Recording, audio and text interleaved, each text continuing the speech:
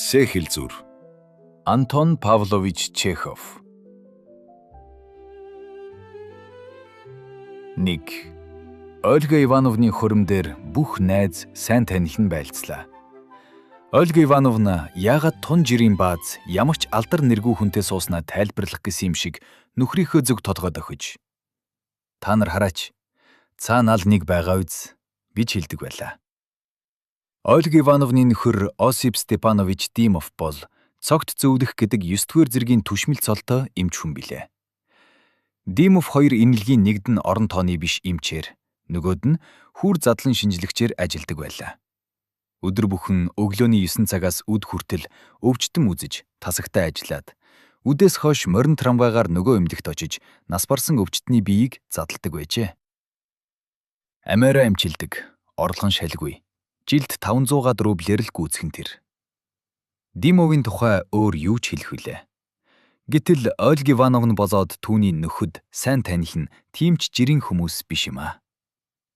Дор бүрдээ ямар нэг юмд авьяастай, жаахан ч болов олонд нэртэй, алдартай буюу алдаргүйч гэсэн тийм болох овоо гордлогтой хүмүүс ажээ.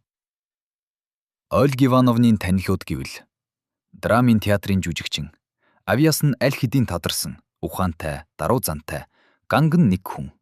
Уран уншигч бөгөөд Ольга Ивановныг яруу сайхан унших арга сургаж байсан билээ. Дуурийн дуучин, цагаан санаатай, бүдүүн хар хүн. Ольга Ивановна, та өөрийгөө алж байна. Залхуур зүгөө оролдвол гайхамшигтай дуучин болж чадах хүн байна шүү та гэж санаа алдан үгэлдэг байлаа. Аж төрөх байдал, амьтан, байгалийн зураач. Рябовский төрүүтэй хэсэг зураач бий. Тэр Рябовский гэдэг тун сайхан цагаан царайтай 25 настай залуу хүн билээ. Үзэсгэлэнт тавьдаг зураг нь олонний нүдэнд дулаан үзэгдэж, сүүлчийнхээ зургийг 500 рублээр худалдсан хүн байжээ. Ольга Ивановны зурсан судалбар зургийг засаж өгөөд та зураач болж магадгүй гэдэг байлаа. Бас хөгжмөө ойлуулж чаддаг морин хийлч хүн. Таньдаг эмэгтэйчүүдийнхээ дотроос гагцхан Ольга Ивановныг л өөртөө нь хавсран дуулж чаддаг гэж илэн далангүй ярьдаг хүн байлаа. Бас залуу мөртөө нэртэй тууж, жүжиг, өгүүлэлгүүд бичдэг зохиолч бий. Өөр хинсэн билээ? Тийм. Оросын хуучин маяг үлгэр туулсыг их биширдэг чимэглэлийн зураач ноён газар өмчийн эзэн Василий Васильевич гэж бас бий. Тэр хүн цаас, ваар, хөөцөн тавг. Таазан дээр гайхамшигтай сайхан зурдаг байжээ. Ийм хөгжигтэй, дур зоргоороо эрх танхил хүмүүсийн дунд ээлдэг даруй зантай боловч ямар нэг доктор байдгийг өвчин тусахтаа л сая сандаг бөгөөд Димов гэдэг нэр, Сидоров, Тарасов гэдэгтэй адилхан үл яжим санагдах эдгээр хүмүүсийн дотор Димов бол илүүц харий хүн юм шиг. Хэдий өндөр нуруутай, өргөн цээжтэй боловч жижигхэн юм шиг санагдан байлаа. Димовын хувцс хүнээс гууж өмссөн юм шиг биедэн тохирохгүй. Ирүү сах нь пүүсийн шушмаагийн сахал шиг байлаа. Гэвч хэрэг Димов зохиолч юм уу, зурагчин байсан бол хүн ирүү сахлыг нь Зола гэдэг зохиолчинтай адилхан гэж хэлэх байсан бизээ. Жүжигчин нь Ольга Ивановнд алтан шаргал үстэй бөгөөд гэрлэх ёслолынхаа хөрмийн хувцастайгаа та хавар цагт нэлэнхийдээ булбрай цагаан цэцгээр бүрхсэн гуйлаг сайхан интори мод шиг байна гэж ярьж байлаа. Ольга Ивановна жүжигчний гараас нь шүүрэн аваад "Үгүй, та дуулж. Яагаад ийм хэрэг болов гэж? Та дуулж байл та." Эцэг маань Димовтай хамт нэг эмнэлэгт ажилладаг байсан юм аа. Хөөх эцгийг минь өгдөхөд Димов өдөр шингүй сахиж байсан билээ. Биеийнхээ эцэг цуцхыг бодохгүй сүрхийе. "Рябовский, та дуулж. Зохиолчгүй, таач сонс. Их сонин шүү. Нааш ойртцгоо. Юутай ам би хайргүй, үнэнчээр зүтгэж тус болсон бид санана." Би бас шүн унталгүй эцгийнхээ дэргэд суудаг байлаа. Тэгсэн чинь Баатар залуу эрийн зүрх сэтгэлийг эзэмшчихсэн байжээ. Мань Димов надад ухаангүй дурагчихжээ. Хүний хувь заяа гэж ийм хачин байх юм да. Тэгээд эцгийг минь өгснээс хойш Димов манайхаар хаяа очдөг. Гудамжинд надтай дайралтдаг байлаа. Тэгээд миг сайхан үдэш, толгой дээр унсан цас шиг гинт сууй гэж хэллээ шүү. Би шүнжин уйлаад өөрөө ч Димовт хачин их дурлцглаа.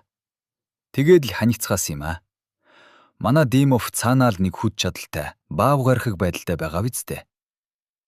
Димовын царай одоо бидэнд хажуугаасаа харагдаж, Гэрэл сайн тусахгүй байна. Наашаа харахаар нь та нар Магнаг нь хараарай. Рибовский, энэ Магнаг юу гэж бодож байна? Димофо, бид чамааг л ярьж байна. Нааш ир. Үнэн ч гараа Рибовский дүг. Да, ингээд та хоёр найзалцгаагаарай гэжээ. Димов ялдам гинхэн инээмсэглэж Рибовскийд гараа өгөөд их баярлалаа. Надтай хамт бас нэг Рибовский өвгтэй хүн сурвцж төгссөн юмсан. Тэр таны хамаатан биш үз гэж хэллээ. 2. Ольга Ивановна 22 настай. Димов 31 настай бихэ. Гэрлээд тун сайхан сууж байлаа. Ольга Ивановна зочлох тасалгааныхаа туурганд өөр бусдын зурсан жаазтай, жаазгүй янз бүрийн судалбар зураг, зай завсаргүй үлгэж, ширээ сандал роял, хогшлийнхоо тэнд хятад шүхэр, зургийн тавир, өнгө бүрийн даав, хутаг, баримл, гэрэл зургаар сайхан чимгэлжээ. Хоолныхоо тасалгааны туурганд хөдөөгийнхэнд зориулсан худалдаг зураг авч нааж, чарих гутал, тарианы хадуур үлгөөд, буланд нь өвсний хадуур, савар, пармуур тавьж хооллох тасгаа орос маягтай болгожээ. Ольга Ивановна унтах тасалгаагаа агуу шиг болгох гэж адар туурганд нь хар цэмбээр бүрж, орон дээрээ Венецдийн лүд үүжилж, үүдэндээ алан сүх барьсан хүний баримл тавьсныг хинч харсан. Тэр айл гэр болж байгаа хоёр залуу тун хөөрхөн оронтой болж гимээр ажээ. Ольга Ивановна өдөр бүр 11 цагийн үед босоод роял тоглох буюу натай байвал ямар нэг зураг тосон будгаар зурдаг байлаа. Тэгээд нэг цагийн үед ойдолчныдээ очдог байв. Димов Ольга Ивановна хоёрт мөнгө тун ховор. Хүрхтээ үгүйтэй байсан учраас Ольга Ивановна дандаа шинэ хувц өмсөж, ойлороо гайхуулахын тулд ойдолчонтойгоо хамтран арга зал гаргах хэрэгтэй болдог байжээ. Хуучин будмал бошинз, ямар ч хэрэггүй шаа, сүлжээсний өөдөс, юухан хээхнэр чухам гайхамшигт сайхан хувцас хийчихдэг байжээ. Ойдолчныхоосоо гараад голдуу театрын санныг мэдэх, бас талинд нь шин шиж жүжигийн анхдугаар тоглолтын билет хөөцөлдөхөөр ямар мэг танил жүжигчнийдээ очдог байжээ. Тэндээсээ зураачинд буюу зургийн үзэсгэлэнд тэгээд алдарт хүмүүсийн аль нэгнийд тэднийг гэртээ урахаар буюу хариу айлчлахаар эсвэл зүгээр дими чарчхаар ордог байв. Ольга Ивановныг хаан ч гэсэн найртай сайхнаар баярлан өгтөж, хөнгөн сайхан сэтгэлтэй ховорхон хүүхэн гэж магтцгаадаг байлаа. Ольга Ивановнын алдарт агуу их гэж сандаг тэр ус түүнийг адил тэгш өөрийн хүн шиг үзэж, Ольга Ивановна шиг авьяастай, ухаантай, сэргэлэн хүн юм бүхэнд сагсахнахгүй, орогдуулалт том хүн болно гэж бүгдээр хилцгээдэг байлаа. Ольга Ивановна нь дуу дуулдаг, роял дардаг, зураг зурдаг, баримлдаг, сайн дурынхны шийд тоглодог байв. Тэгэхдээ хаанг хуянг биш, тун чадaltaй, сайн хийдэг байжээ. Чимэглэлийн дэнлүү хийсэн ч, нэг хүний зангааг зангидаад өгсөн ч, юр хийсэн бүгд нь хачин сайхан урлаг, хөөрхөн болдог байжээ. Гэвч алдартай хүмүүстэй хурдан танилцж, амархан зөгцөн таарах талаар Ольга Ивановнын авьяас нь юу юунаас ч гоц байлаа. Нэг хүн жаахан алдаршаад, түүний тухай амтан ярьж эхэлмэгц. Ольга Ивановнод охиноо олж танилцаад, тэр өдөртөө дотн найз болоод гэртээ урдаг билээ. Шинэ хүнтэй танилцах болгоно нь Ольга Ивановнанд бөөн баяр байдаг байжээ. Ольга Ивановна алдарт хүнийг бишгэн бахархаж, шүн бүр зүүдэлдэг ажээ. Алдарт хүнийг ховдоглон нэрвч, хүслээ хангаж юрч чаддаггүй байв. Хуучин танил нь мартардан одож, оронд нь шинэ хүнтэй танилцах боловч, мөн л амархан дасах буюу урам нь хугарахта. Шин их хүмүүсийг ховдоглон ирсээр болоод дахин ирж эхэлдэг билээ. Яах л гэж ингэдэг юм бол доо. Ольга Ивановна 5 цагт нөхөртөөгөө хамт гэртээ хоол иддэг байлаа. Нөхрийн жирийн байдал, хурц ухаан, сайхан санаа Ольга Ивановны сэтгэлийг уйруулан багтуулдаг билээ. Ольга Ивановна байн ухсахын босож нөхрийнхөө толгойг яаран тэрч өмсөж гардаг байлаа. Димов, чи ухаантай сайн хүү юм аа. Гэвч чамд нэг айхавтар дутагдал бий. Чи урлагийг ердөө санахгүй юм. Хөгжим зурагт дургуутдаг гэж Ольга Ивановна ярьдаг байлаа. Тэгэхэд Димов, би хөгжим зураг мэдэхгүй юм да. Насан турш байгалийн шинжилэл ангаах ухаанаар оролдож байсан болохоор урлагийг сонирхох зав олдоогүй байсан юм гэж хэлдэг байжээ. Димов, тэр чинь муухай хэрэг шүү гэж Ольга Ивановна хэлэхэд, яагаад тэрвэ? Чиний танилуудыг байгалийн шинжилэл ангаах ухааныг мэддэггүй байхад чи тэднийг зэмлдэггүй шүү дээ. Хүн тус тусдаа сонирхдаг юмтай байдаг биш үү? Би зураг, дуурийг мэддэггүй. Гэвч ухаантай зарим улс түүнд бүх амьдралаа зориулж, бас зарим нь тэрний төлөө их мөнгө өгдөг болохоор хөгжим зураг гэж хэрэгтэй л юм байж гэж бодож байна. Би мэдэхгүй юм. Гэсэн ч мэдэхгүй гэдэг маань дургуулхна гэсэн юм бишээ гэж хэлдэг үлээ. Тэгэхэд нь Ольга Ивановна аль вэ? Би чиний үнэнч гарыг атгая гэдэг байлаа. Хоолны сүүлээр Ольга Ивановна танилынхнаараа хэсэж, тэгээд театрт очиж шик концерт үзээд шөнө дундаас хойш гэртээ эргэж ирдэг байлаа. Өдөр болгон ингэдэг байлаа. Лагу гарагт Ольга Ивановнанд үдэшлэг болдог байжээ. Тэр үдэшлэгүүд дээр эзэгтэй болоод зочид хүзэрдэж бүжиглдэггүй. Харин янз бүрийн урдлаар зугаацдаг билээ. Драмын театрын жүжигчин юм уншиж дууга дуулж, зэрэгцэн Ольга Ивановнанд зөндөө байдаг альбомд зураг зурж, морин хийл хөгжимдөж, эзэгтэй өөрөө бас зурж, баримллаж, дуулж хуурддаг байлаа. Уншлаг дуу хөгжмийн завсар, утга зохиол, театр, урам зургийн тухай ярьж маргалддаг байв. Тэр үдэшлэг дээр эмэгтэйчүүд байдаггүй учир нь Ольга Ивановна жүжигчд болоод ойдорчин хүүхнээсээ бусад эмэгтэйчүүдийг өөдгөө амтан гэж боддог ажээ. Хонх дуугарахтай зэрэг гэрийн эзэгтэй цочиж, ялсан баярт царайгаар "Өнөөх маань" гэж хэлэхгүй өнгөрөх үдэшлэг ганц ч байдаггүй билээ. Тэр өнөөх гэдэг нь шинээр үрсэн ямар нэг алдарт хүнийг хэлдэг байжээ. Димов зочлох танхимд байдаггүй, юр түүнийг хинч дурсдаггүй байлаа. Гэтэл яг 11 цаг хагаст хооллох тасалгааны хаалгаар Димов орж ирээд ялдам сайхан инээмсэглэж, алгаа өрн. "Ноёдоо, идээ зоглцгоо" гэж хэллээ. Тэгэд бүгдээрээ хооллох тасалгаанд ороход ширээн дээр иддэг хясаа, гахаан буюу туглын мах, сардан загас, бяслаг, загасны түрс, мөөг, цагаан арх, жимсний архтай 2 галун хүзүүд зэрэг дандаа л нэг янзын юм өрөөстэй байдаг үлээ. Ольга Ивановна баярлсандаа дараас харуулзуулна. "Хонгор хайртай метр дотел минь. Чи бүр гайхамшигтай хүн юм. Ирхмүүдэ, Димовын магнаг хараач. Димов, чи хажуу тийшээ хар. Ноёдоо хараач. Нүүр царай нь бингэлийн бар шиг мөртөө бугын шиг хонгор сайхан байдагтай юм. Хонгор минь" гэж хэлв. Зочид Димовыг хараад "Нэрээ сайхан залуу юм" гэж бодовч дорхноо мартчихад театр хөгжим зургийн тухай ярьцгаажээ. Тэр хоёр залуу жаргалтай сайхан амьдарцгааж байлаа. Гэлээч тэдний айл гэр болж суусан анхны амраг сарын 3 дахь 7 хоног жаргалтай байтугай уйтартай борчихлоо. Димов эмнэлэг дээрээс улаанууд өвчин халдаад 6 хоног хөвтөж, сайхан хар үсээ угаар нь хэрэгэх хэрэгтэй болжээ. Ольга Ивановна нөхрийнхөө хажууд суугаад гашуудан уйлж, хожим Димовын биеийг сайжрахаар нөхрийнхөө толгойг цагаан ачуураар боочоод, нүүдэлчин ард болгон тоглож, хин хинтэн ч хөвжилтэй байлаа. Эдгээд эмнэлэгтээ дахин очиж ажиллах болсноос хойш ураг хоноод Димов бас нэг индэжээ. Нэг өдөр хоол идэж байхдаа "Би тун горгүй боллоо. Өнөөдөр 4 хүүр задлаад 2 хуруугаа эсгчихснэ. Гэртээ ирээд л сая мэдлээ" гэж үлээ.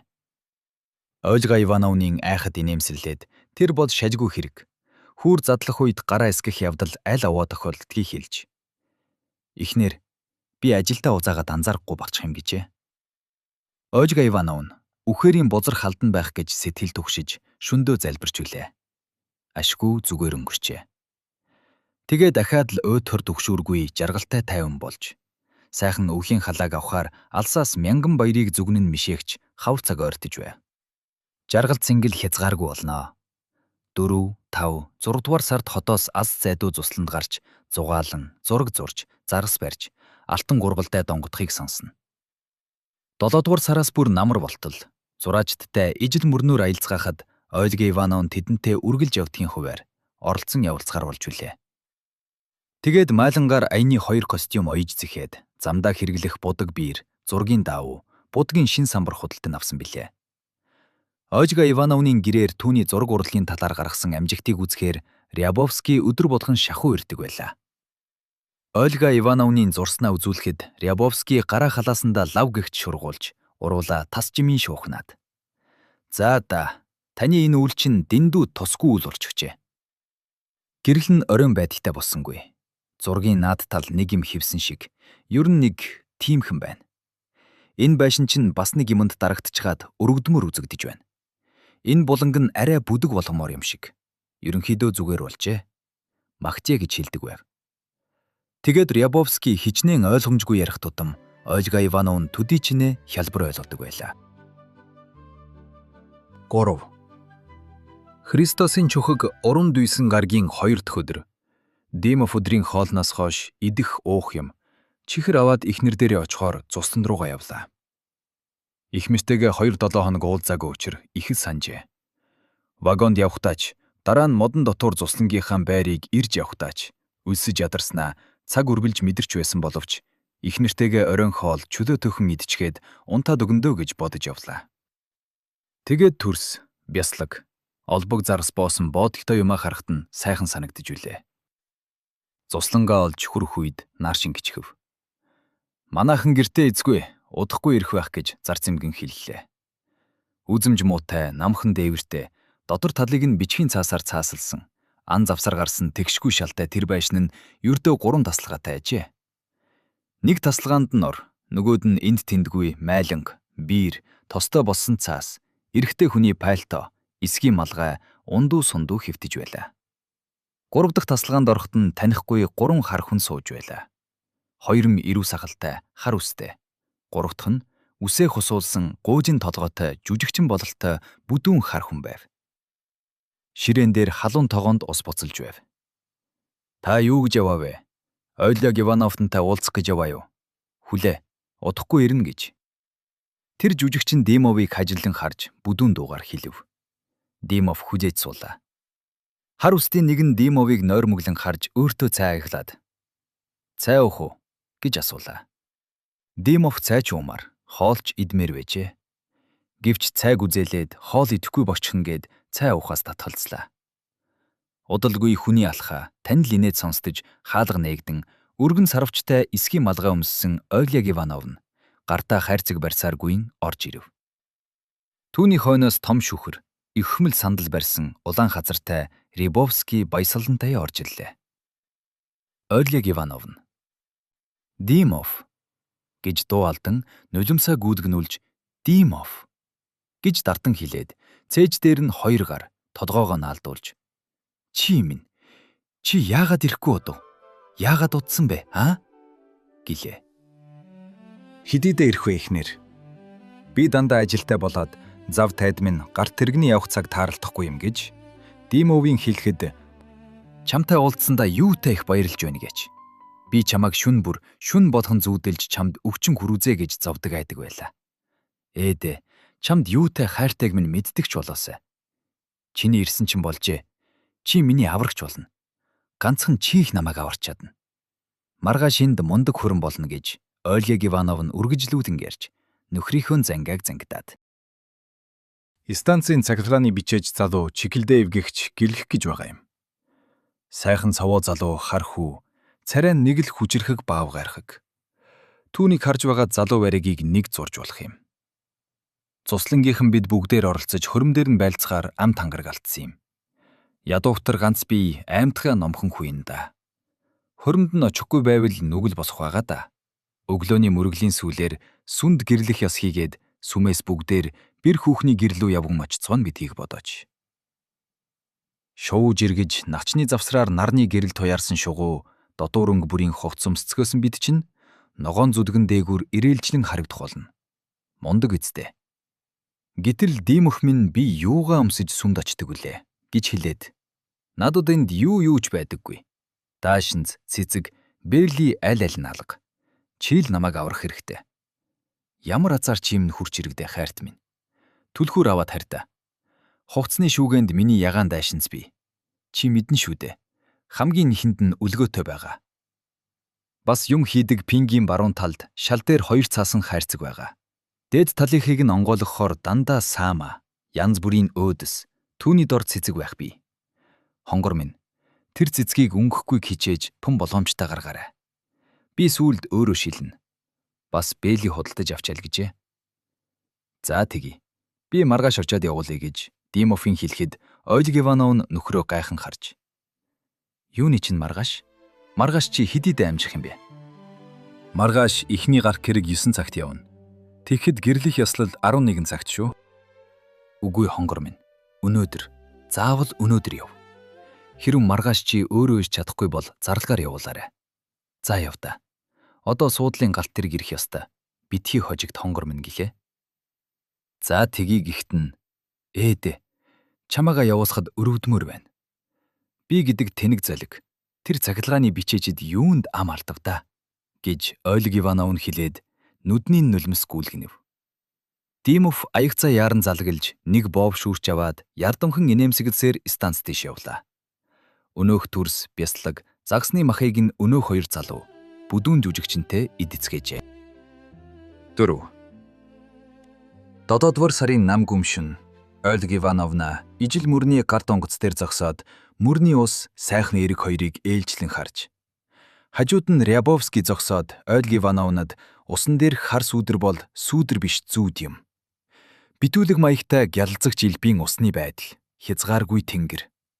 Манай амьдралын хоосон үмэн болоод ямар нэг мөнхийн дээд жаргалан байдгийг үзүүлэгч өөдгөрт эргийг харахад ухаан ардмаар. Үхээд дурсгал болон хоцормор санагдана. Өнгөрсөн явдал бол жигшүүртэй бөгөөд сонирхолгүй. Ирээдүй бол өчүүхэн хэрэг. Амьд яваа насанд ганц тохиолдох энэ гайхамшигт шүнж удахгүй өнгөрчихнө. Амьд явахын хэрэг юу вэ? Гэж ярьж байв. Ольга Ивановна заримдаа Рябовскийн дууг сонсож, заримдаа шөнийн нам гүмийг чагнаж, өөрийгөө хизээж үхэхгүй мөнх юм шиг бодож байлаа. Ольга Ивановны урд үзээгүй оюун өнгөт ус, тэнгэр, их мөрний эрэг, хар сүүдэр болоод түүний сэтгэлийг дүүргэсэн тодорхойгүй баяр тэр бүхэн. Өөрийг нь сүрхий их зураач болно. Сартай шөнийн цаана тэр алсын хязгааргүй огторгуйд алдар гавья. Ард түмний хайр хүлээж байна гэж хэлэх шиг ажээ. Ольга Ивановна нүд царжилгүй алсыг ширтгэд бөөн хүмүүс үзэгдэн гал улалцах шиг болж баярын хөгжим, багтан хашгилдах дуу сонстно.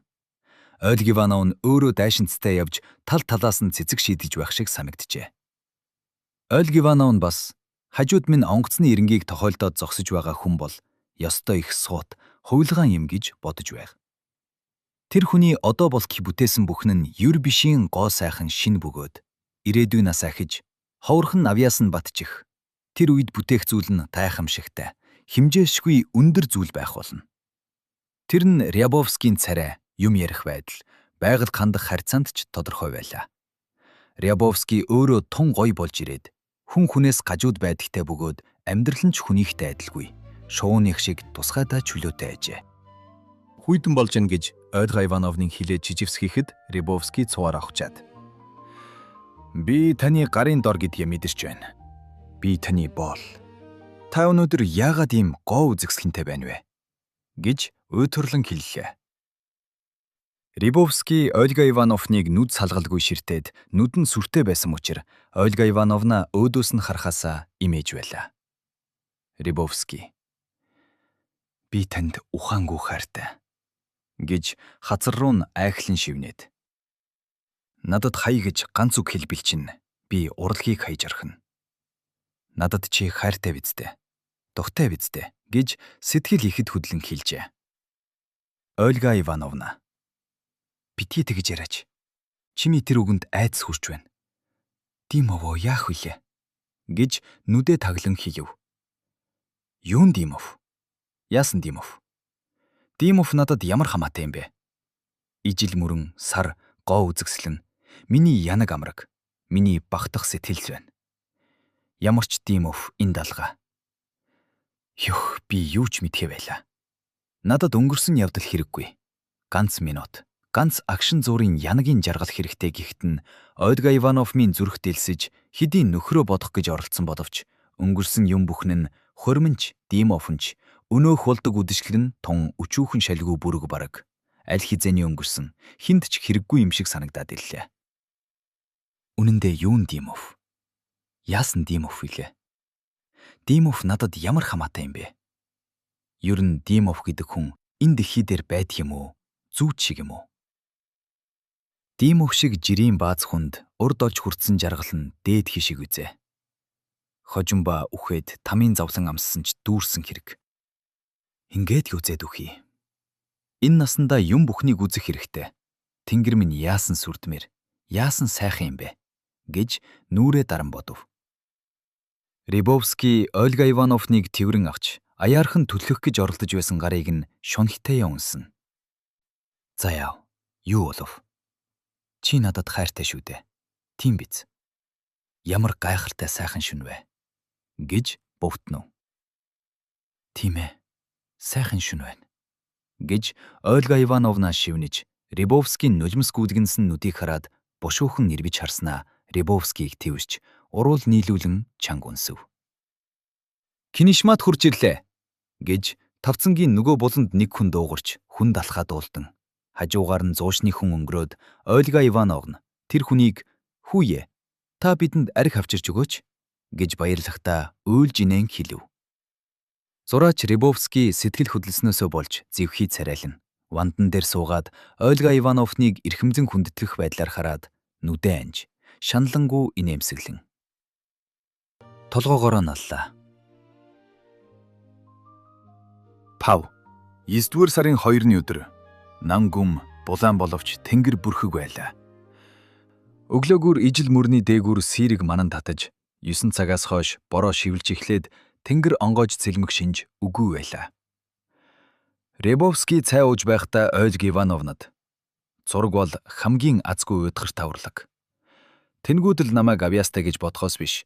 Би ерөөс зураач хүн биш" гэж хэлээд зүг зүгээр байснаа гинт хотог шүүрэн аваад хамгийнхаа сайн судалбар зургаа цуу татаж орхилоо. Тэгээд цайнаас хойш цонхны дэргэд ижил мөрнийг уйдгарлан хард суухт нь ус урд адил гялгацсахгүй. Нүдэнд хүүтэн бүдэг байдалтай болчихсон шиг байлаа.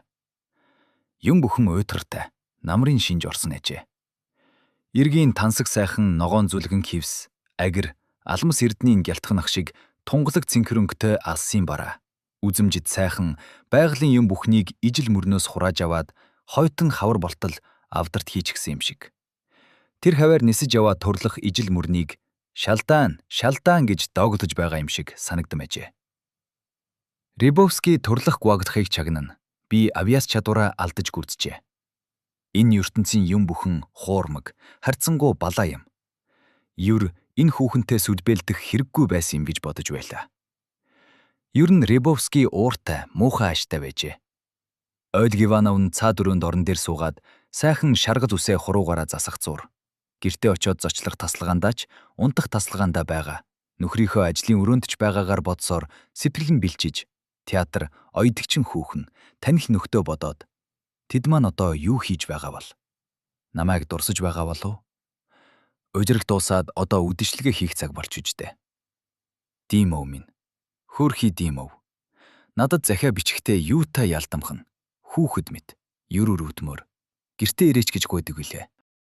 Димов сар бүр Ольга Ивановнад 75 рубль явуулдаг. Бас зураачаас мөнгө зээлдэж 100 рублийн өр тавьсан гэж миний бичгэд бас 100 рубльч явуулсан юм. Юутай сайхан санаатай, уудам сэтгэлтэй хүн бэ. Жуурчлан явхдаа Ольга Ивановна аяншин уйдралах болоод энэ харчуул мөрөн голын усчигийн үнрээс бушуухан зайлж, тосгоноос тосгонд үргэлж, нүүдэллэн тариачны байшинд сууж байхдаа дарагдсан хэр буртраасаа салах юмсан гэж хүсэж байлаа. Рябовский тэдний хамт 9-р сарын 20 хүртэл энд суун гэж зураачид ам алдаагүйсэн бол өнөөдөр ч гэсэн явчихж болох санжээ. Тэгвэл юутай сайхан байх вүлээ гэж боджээ. Рябовский. Тэнгэр минь, хизээ нэг цаг гарах юм бол. Нартай өдрийн зургийг наргүй байхад гүйцээж болохгүй шүү дээ гэж гасалж бай. Ольга Ивановна цаад тасалгаанаас гарч ирээд чамд үүртэй өдрийн зураг бий. Санж байгаа үсттэй. Баруун талдаа ой, зүүн талдаа хидэм үхэр чулууны зурагтай. Чи одоо түүнийгээ гүйцээж болгосон гэжээ. Юу? Гүйцэх? Та намайг юу хийхийгээ мэдэхгүй тэнэг гэж бодд юм уу? Гэж үрчилзэн хэлжээ. Чи яасан их хөөрч хавэ? Гэж Ольга Ивановны шүүр салдан хэлэхэд Рябовский яах вэ? Сайн л из гэжээ. Ольга Ивановны нүүр таталдаж зуухны тэнд очиод уйлчихжээ. Рябовский. Тиймдээ ганцхан нулимсаа гоожуулахал дутаад байсан юм. Болооч. Надад уйлах мянган шалтак байвч би уйлаагүй л байна гэжээ. Ольга Ивановна мэгшим уйлгэнэж. Мянган шалтак гинэ та. Хамгийн гол шалтак нь та намайг тэрших болжээ гэж хэлээд орилж. Үннийг нь хэлэхэд чи бидний янаг сэтгэлдээс минь ичих болжээ. Зураач аль хэдийн биднийг мэдчихэд нуух аргагүй болсон натал. Та тэднээс нуух гэж ядаж байна гэлээ. Ольга, би танаас ганцхан юм гуй. Та намайг битгий тарчилгаач. Надад өөр юу ч хэрэггүй гэж. Гараа илгэн дээрээ тавьж Рябовскийн гуйхад тэгвэл та надад хуучин хിവэрэ хайртай гэж тангарал гэжээ. Рябовский. Эн чин шанзраатай хэрэг. Ингээд байх юм бол эсвэл би ижил мөрөн рүү харайж өгнө. Эсвэл гар зурч дуусан шүү. Намайг орхиоч гэж босон харайж шүдэ 100 хэлжээ. Тэгвэл намайг аль вэ? Алаадах гэж Ольга Ивановна хашгирлаа. Ольга Ивановна дахин орилсоор цаад тасалгаа руу орлоо. Байшингийн сүрэл дээвэр дээр бороо тусах чимээ шорч өнөж байлаа. Рябовский толгоогоо барьж тасалгаа дотуур холхиж байснаа нэг хүнд нийгэм батлан үзүүлэх гэсэн юм шиг шийдсэн царай гаргана малгайгаа өмсөж бүү мөрлөөд байшингаас гарч одов. Явснаас нь хойш Ольга Ивановна орон дээрээ хэвтэж уйллаа. Эхлээд хор идээд Рябовскийг буцаж ирэхэд үхчихсэн байвал зүгээрсэн гэж бодоод. Дараа бодлон зочлох танхим нөхрийнхөө тасалгаа руу шилжиж дим огтоогоо зэрэгцэн хөдөлгөөнгөө суугаад. Би цэвэр сэтгэл тайван жаргаж оройн театрт очиж Мазенийн дуулахыг сонсох юмсан гэж бодлоо. Соёл боловсрал шууган мэрт хүмүүсийг хүсэн бодсоор зүрхэн өвдөж байшинд нэг авгаа орж ирээд хоол хийхээр яаралгүй гал түлж хин шүү ханхлан утаанаас угаар зинхэртлээ. Урт түрийтэй балер гутал өмссөн бороонд норсон нойтон царайтай зураач хурж ирээд зурсан юмаа үзцгээж ижил мөрөн тэнгэр муухай байхад ч гоо үзэсгэлэн тэе гэж сэпэлдээ тавьшруулцгааж байлаа. Туурганд байгаа хямдхан цаг чаг гэж байлаа. Бээрсэн ялаа гүнгэрвааны тэрүүгээр бөөгнөрөн хүнг мэлдэж вандан доогуур зузаан хавцны дотор хорхой түжигнэх нь сонсдож байлаа. Рябовский нар жаргаснаас хойш зүдэрсэн зэвхий царайтай орж ирээд ширээн дээр малгайгаа чулуудан муухай гутгтайгаа вандан дээр очиод нүдэ анина. Би ядарлаа гэж хэлээд завхиос өхөн ядан хөмсгөө хөдлөгөв. Ольга Ивановна түүнд уурлаагүйгээ үзүүлэн эрхлэх гэж ойртож очиод дуугүйхэн үнсэж үсийг нь самнамаар санагдаж цайвар шар усанд нь сам хүргэв. Рябовский биед нь хүүтэн юм хүрсэн шиг цочин нүдэ нээж. Юу болов? Намайг зүгээр байдгаач. Ой таник гэж хэлээд Ольга Ивановныг гараараа зайлуулан цаашаа болж царайд нь дургут нь игдүүцэх байдал үзэгдэх шиг санагдлаа. Тэгтэл гэрийн эзэн авгай хоёр гартаа шүлтэй тавг болгоомжтой барьсаар Рябовскийд арчирж өгөхдөө эрхий хурууга шүлэн дүүсэн байхыг Ольга Ивановна харжээ. Тэгээд зүдгэр гидстэй балиар авгай Рябовскийн ховдөглөн идэж байгаа шүл. Тэр байшин болоод анхандаа жирийн бөгөөд урлагийн эмх замбраагүй байдагт нь дурладаг байсан байдлаа санахад Ольга Ивановнад аимшигтай санагджээ. Ольга Ивановна доромжлогдсноо гинт мэдэрч хүүтнээр бид нэг хэсэгтээ салах хэрэгтэй байна. Тэхгүй бол сүрхийн муудалдаж магадгүй. Би ч бүр хаширлаа. Би өнөөдөр явна гэжээ. Рябовский. Юугаар вэ? Мод унаад дахих уу? Өнөөдөр пүрв. Тэгэхээр 9 цаг хагаст гарт онгоц ирнэ. Тийм. За яах вэ, явбал явл да. Одоо энд хийх юм юу ч үгүй. Уйтгартай байна. Тэгээд чи нэг шийдсэн бол чамайг хорж тогтоох хүн ховор байхаа. Яв да. 20-доос хойш уул зэмзгэж Рябовский аятайхан хэлв. Ольга Ивановна юмаа зихэж сэтгэл хангалуун болоод гацар нь хүртэх улайг.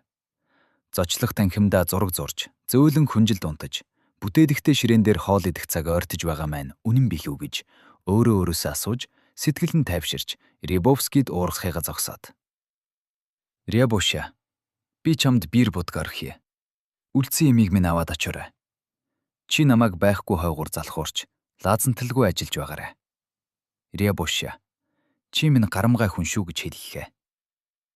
10 цагт Рябовский салхах гэж Ольга Ивановныг үнсэн нь гагцхүү, галт онгоцон дээр зураачийн дэргэд үнсэхгүй тулд ингэсэн юм шиг санагдлаа.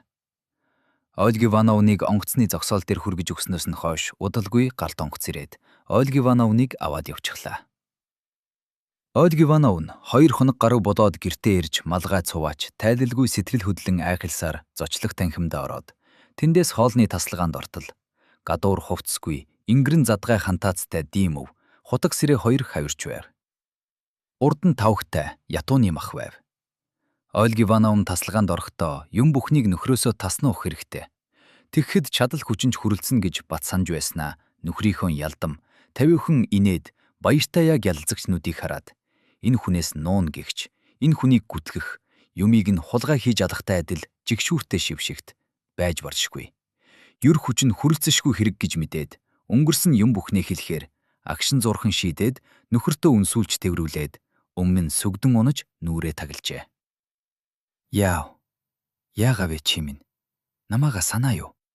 Гэж Димовын инхрийлэн асуухад Ольга Ивановна ичиж улайсан нүрээ өргөж гимшим гуйсан байдлаар нөхрөө харсан боловч айж эцснээсээ болж үннийгээ хэлж чадсангүй. Зүгээрээ. Би тэгээд л гэж хэлв. Димов түүнийг үндийлгэж сандал дээр суулгаад. Сууцгаая. Айда ингээд ятууны мах ид. Хөөрхий чи минь өссөө бицгэлээ. Ольга Ивановна гэрийнхээ агаарыг шуналтайгаар амьсгалаад ятууны мах идэв. Димов сэтгэд уяран харж баяртайгаа инээд сууд. Өвлийн дунд үеэс Димов хууртаж байгаагаа таамаглах болсон бололтой. Өөрөө муухай санаатай байсан юм шиг эхнэрийнхээ нүдийг игц харж чадахыг болж уулзахдаа баясгалантай инээдгээ байгаад эхнэртэйгээ хоёулхан үлдгээс зовж Коростелёв найзаа хоолндоо дагуулan авчирдаг болов. Тайрмал үстэй, овор ихтэй царайтай Коростелёв гэгч намхан нуруутай хүн. Ольга Ивановнатай ярихаараа бачимдсандаа цамцныхаа хамаг товчийг пайлаад дахин товчилж, баруун гараараа сахлынхаа зүүн талаас зулгаадаг байжээ. Хоолн дээр тэр хоёр доктор, үрц дээгүр болохоор заримдаа зүрх дэлсэх явдал байдаг гэх буюу мэдрэлийн өвчин. Сүүлийн үед их л олонтоо тохиолдох боллоо гэх шиг. Эсвэл Димов өчигдөр цус хортоогоор багдсан гэдэг шинжилгээ тогтоосон. Хүүр задлахтаа ходоодны доорх булчирхаан хортгүй байхыг үзлээ гэх шиг ярьдаг байжээ. Тэр хоёр Ольга Ивановныг дуугүй байлгахын тулд буюу чухандаа худал хилүүлэхгүй тулд ангаах ухааны тухай яриад дэлгэж байгаа юм шиг санагцсаар байлаа. Хоолноос хойш Коростелёв роялын дэргэд сууж Димов санаа алдана. Ээдээ өвгөн минь. За юу ч гэх вэ. Ямар нэг өөтөртэй дуу дараач гэдэг үхэ. Коростелёв мөрөө өргөж хурууга арвайлраад хөгжим дарж хідэн эгшиг гаргаснаа нарийнхан хоолоогоор. Орос тариачны гашуудан yoolдоггүй тийм орон газар надад зааж өгөөч гэж дуулж эхлэхэд Димов нь дахин санаа алдаж нударгаар шанаагаа тулаад бодлого болдог үлээ. Сүүлийн үед Ольга Ивановна том болгоомжгүй авирлах болжээ. Өглөө болгон бие тавгүй бөгөөд өөрөө Рябовскийд нэгэнт дурлахыг болсон. Тэнгэрийн авралаар юм бүхэн өнгөрсөн гэж бодсоор босож кофе ууснаас хойш Рябовский нөхрөөс нь салгаад одоо нөхөрч үгүй, Рябовский ч үгүй хоцорлоо гэж боддог боллоо. Тэгээд Рябовскийг үүзэгсэхинт байгаль, хүн амьтны байдлыг хольсон ямар нэг гайхамшигт сайхан зураг үүзэгслэнд гаргах гэж бэлтгэж байгаа. Түүнийг үтсэн хүн болгон багтан магтаж байна гэж танилуудынхаа ярьсныг санаад. Рябовский миний нөлөөгөөр түүнийг бүтээч шүү дээ. Ерөөс миний нөлөөгөөр сайн болж байгаа юм гэж боддог байлаа. Тэр нөлөөгөө маш чухал. Юр Рябовскийг орхиж хул лав замаа алдах байхаа гэж боддог байжээ. Бас Рябовский хамгийн сүүлд гягхансан саарал костюм өмсөж шин зангаа зүүж ирээд би гоё байна уу гэж асуусны нь уянтайгаар санаж. Нэрээч урт борж өрөстэй цэнхэр нүдтэй дэгжирхэг Рябовский тун гоё. Эсвэл тэгж гоё гэж санагдсан ч юм уу. Тэгээд бас Ольга Ивановнад их сайн байсан байжээ. Ольга Ивановна олон юм эргцүүлэн бодоод хувцлаж сэтгэл давтсаар Рябовский дээр очиж түүнийг түн хөгжигтэй байхад нь тааралджээ. Рябовский үнэхээр сайхан зурагтаа бахархан дэвхцэж, маяг ихэн тэнэглэж, чухал юм асуухад хошигнон хариулж байлаа. Ольга Ивановна Рябовскийн зурагт татаархаж, зургийг нь үзэн ядаж байсан боловч ёс бодож, зургийнх нь өмнө 5 минут хэртээ дуугүй зогсоод, бурхны өмнө санаа алддаг шиг санаа алдаад. Нэрээ чи урд нь ийм юм юр зурж байгаагүй шүү. Бүр аймаар чимшиг гэж аяархан хэлээд. Надад дурлаач. Битгий хаяач. Хөөрхий. Азгүй. Намайг хайрлаач гэж гуйж үйлэн Рябовскийн гарыг үнсэж хайртай гэж тангаргалахыг шаардсан. Миний сайн нөлөөгүй бол замаа артиж сүннөө гэж Рябовскийд батлан хэлжээ. Тэгээд Рябовскийн уурыг хүргэж дарлууснаа ухааран ойдогчондоо очих буюу билет хөөцөлдөхөөр тамил жүжигч нэдэ очижээ. Ольга Ивановна, Рябовскийг эзгүүгээр дайралтвал өнөөдөр над дээр очихгүй бол би заавал хор идэж өхнө гэж тангарагсан захиа бичээд орхидог байжээ. Тэгэхэд нь Рябовский айгаад очдог байжээ. Рябовскийг Ольга Ивановнад нөхрөөс нь юр ичихгүй. Хэрцгий үг хэлэхэд Ольга Ивановна мөн твчлэн хариулдаг ажээ. Тэр хоёр бие биеийнхээ хүчээр холбож байгаа эвлэршгүй дайснууд болохоо мэдээд ууралцгаадаг. Ууралснаасаа болж хуншгүй зан гаргацгааж байгаагаач хамаг учрыг нь тайрмал үстэй Коростьев хүртэл мэдэж байгаагч анзаардаггүй байжээ. Хоолноос хойш Рябовский явах гэж яардаг билээ. Та хаа очих вэ гэж Ольга Ивановна үүдний пинд ороод Рябовскийг жигшин харж асуудаг байв. Рябовский нүдэ аниулзан ярвайгаад Ольга Ивановнын таних ямар нэг хүүхнийд очно гэдэг байлаа. Рябовский Ольга Ивановнын харддгийг шоолж игдүүг нь хүргэх гэсэн нь ихт билээ. Тэгэхэд нь унтах тасалгаандаа ороод орон дээр хөвтөөд хардах тачаадах, доромжлуулсандаа гомдох, ичиг сэтгэл зэрэгцэж дэрээ зулгаан чанга орилж эхэлдэг байлаа. Тэгэхэд Димов Коростьевыг зочлох танхимд үлдээгээд унтах тасалгаандаа орж ичиж сандран. Битгий чанга уйлдаа эхнэр. Яах юм бэ? Энэ тухай дуугүй байх хэрэгтэй шүү. Хүнд мэдэгдэхгүй байх хэрэгтэй. Нэгэнд хийсэн хэрэг баллах аргагүй шүү гэж аяархан хэлдэг байлаа. Чамархайг нь хүртэл өвтгөхч, жүтүүц сэтгэлдээ яаж намжуулахыг мэдэхгүй. Байдаг хэрэг явдлаа засаж болно гэж бодохдоо Ольга Ивановна нүүр гараа угааж, үйлс нь нүртээ оо тавиад Рябовскийн заасан таних хүүхнийдээ дахиж хүрдэг байлаа. Тэнд Рябовскийг байхгүй болохоор бас нэг хүүхнийд, тэндээс өөр хүүхнийд очдог байжээ. Анхандаа тэгж явах нь Ольга Ивановнад ичхүүртэй байсан болохч сүүлдээ дасчаад ганц оройн дотор Рябовскийг олох гэж таних хүүхнүүдээ шугтартал эргэх явдалч тохиолддог болов. Түүнийг нь хүн бүгдээрээ мэддэг болжээ. Ольга Ивановна нэг удаа Рябовскийд нөхрийнхөө тухай "Энэ хүний уудам сэтгэл надад даан толж байна" гэж хэлсэн билээ. Тэгэхэд тэр үгс Ольга Ивановнад аятайхан санагдаж, Рябовский тэр хоёрын явдлыг мэддэг зураачдтай уулзах болгондоо гараа сүртэй занган дохиж нөхрийнхөө тухай "Энэ хүний уудам сэтгэл надад даан толж байна" гэж хэлдэг болжээ. Тэдний аж төрөх дэглэм нодон жилигтэйгээ адил байлаа. Хягу гарагт үдэшлэг болдог байх. Жүжигч нь шүлэг уншиж, зураачд зурж, морин хийлтэй хөгжимчин хөгжимдөн, дуучин дуулж, бас 11 хагаст хоолны тасалгааны хаалга нээгдэн хизээний Димов гарч ирээд инээмсэглэн "Эрхмүүдээ идээ зоголцгоо" гэж хэлдэг байв. Ольга Ивановна мөн л урд адил агуу их хүмүүсийг ирж олоод сэбхэд ханахгүй дахин ирдэг байлаа. Мөн л урд адил өдөр бүр шөн орой болсон хойно ирдэг байлаа. Гэвч Димов Ольга Ивановныг ирэхэд нодон жилигшгэ унтаж байдаггүй тасалгаандаа нэг юм хийж 3 цагт хөвтөөд 8 цагт босдог байжээ. Нэг орой Ольга Ивановна толны өмнө зогсоод театрт очихоор зэхэж байтал унтах тасалгаанд фрак өмсөн цагаан зангаа зүүсэн Димов орж ирэв. Хуучиншгэ ялтамхан инээмсэглэж эхнэрийнхээ нүдийг ихцлэн баясгалантай хараад нүүр нь гялалзан туяарч байх. Суугаад өвдгөө илбэн. "Би сая диссертац хамгааллаа" гэхэд нь "Хамгаалаа юу?" гэж Ольга Ивановна асуув. "Тэгсэн" гэж Димов хэлээд цааш харж зогсоод үсээ зассаар байгаа эхнэрийнхээ нүрийг толинд харах гэж хүзүүгээ сунгаад. "Айда, намайг ерөнхий өвчин судлах багш болгож магадгүй юм. Иймэрхүү байртай байгаа шүү" гэлээ. Димовын баясгалантайа туяарсан царайг харвал Ольга Ивановныг даган баясарлсан бол игзэгтэй бүгдийг одоо ирээдүйн юм бүхнийг уужилж өнгөрсөн юм бүхнийг ч мартах байсан ажээ. Гэтэл Ольга Ивановна ерөнхий өвчин судлах багш гэгч ямар зэргийн юу байдгийг мэдэхгүйн дээр шинээс хожигдчихна гэж айж байсан учраас юу ч хариулсангүй. Димов 2 минут сууж гимшингүй инээмсэглээд гарч удлаа. Бова. Тон төгшүүртэй өдөр байж гэлээ. Димовын толгой нь их өвдөж байлаа. Өглөө цайгаа чуусангүй, ажилдаа ч очисонгүй.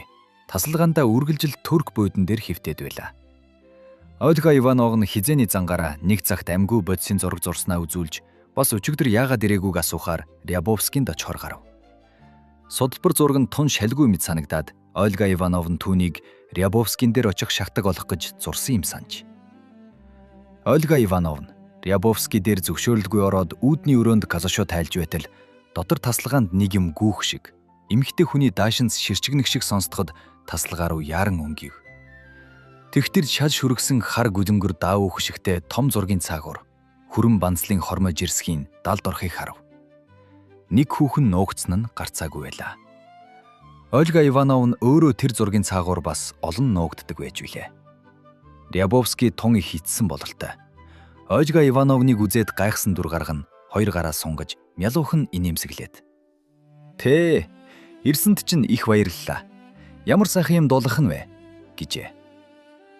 Ольга Ивановны нүд нулимсаар дүүрээд тун чичгүүртэй, онд хитэй, гашуун байсан бөгөөд одоо зургийн цаан зогсчоод тавлан хөхөрч, худалч бөгөөд ханилсан хүнийг нь булаацалдаж байгаа хүүхний дэргэд сая рубль өгье гэсэн ч ярмааргүй байлаа. Би танд судалбар зураг авчирлаа. Амьгүй бодис гэж Ольга Ивановна нарийн дуугаар сэтгэл зовонгүй хэлв. Юу, судалбар зураг уу?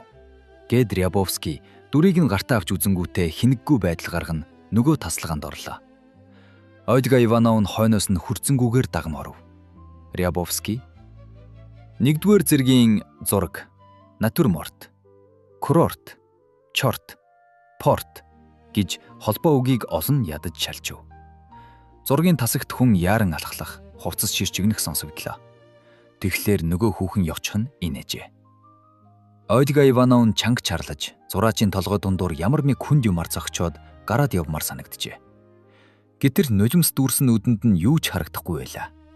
Ичих сэтгэлдээ дарагдаад өөрийгөө Ольга Ивановнач биш, зураачч биш, шавж мэт антин гэж бодов. Рябовский би ядарчихлаа гэж шаналнгуй хэлээд үүргэлэхгүй гэж толгоогоос ихсэрч судалбар зургийг харна. Эн чин ойл юм да. Ганц өнөөдөрч судалбар, нодминч судалбар, нэг сарын дараач судалбар. Та яасан өөддөггүй юм бэ?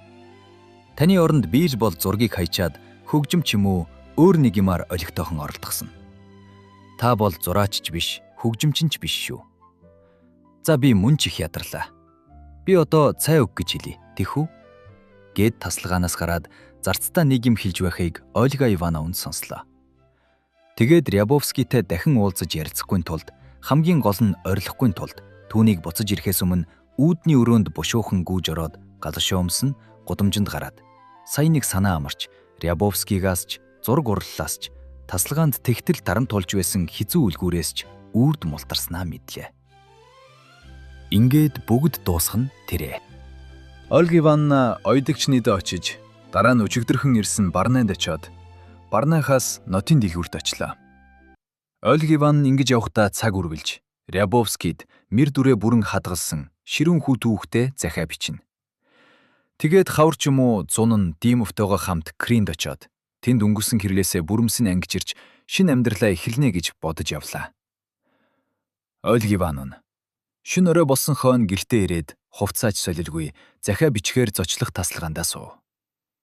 Ольга Ивановныг зураач биш гэж Рябовскийн хийсний нүшөөнд чи жил болгон мигэл хэвий юм зурдаг.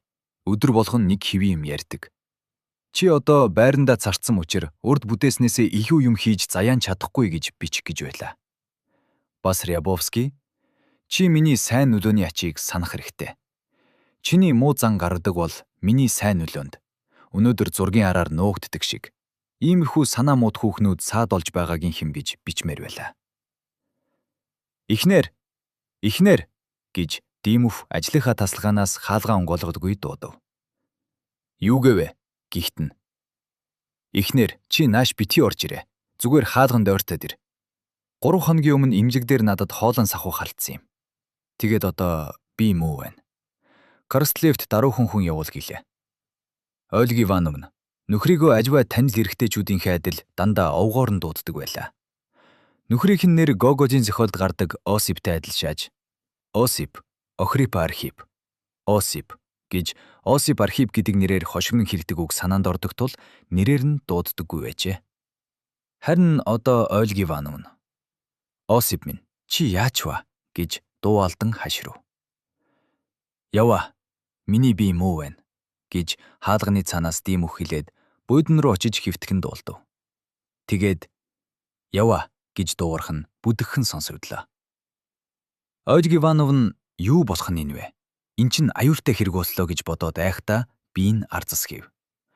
Онц хэрэггүй мөртөө зааваад ундах тасалгаанд орж, юу хийхээ санагалзан алмаарч өөрийгөө санамсаргүй толинд харчв. Толинд айсан зэвхий цагаан царайтай, урт ханцуй бүхий, ингэр дээрээ эвгүй шар зурстай цамц, юр бишийн хачин судалтай банзал өмссөн, зэвүүн муухай амтан харагдаж байлаа. Тэгээд Ольга Ивановна гинт Димовыгоо өөрийн хязгааргүй их дуралдгийг нь залуу насны нь болоод ойрдоо юр хөвтэйгүй энэ ор дэвсгэрийн хүртэл тун их өрөвдлөө. Димовын жирийн ялдамхан номоо инээмсэгэлдрэн санаанд нь ороод өөлж Коростелёвт ирэхийг гуйсан захиа бичлээ. Шөнийн 2 цаг болж. 8. 80. Ольга Ивановна өглөө 8 цагт босохдоо нойр муугаас толгой нүгдэж байв. Тэгээд үсэж саналгүй балер хിവэр унтах тасалгаанаас гимшсэн царайтай гарч ирэхэд хажуугаар нь доктор бололтой ар сахалтай нэг хүн үүдний өрөөрөө явж өнгөрлөө. Эмийн үнэр ханхалж Димовын ажлын тасалгааны үүдэнд Коростелёв зогсоод баруун гараараа сахлынхаа зүүн талыг имсч байв. Коростелёв Ольга Ивановнад: "Уучлаарай.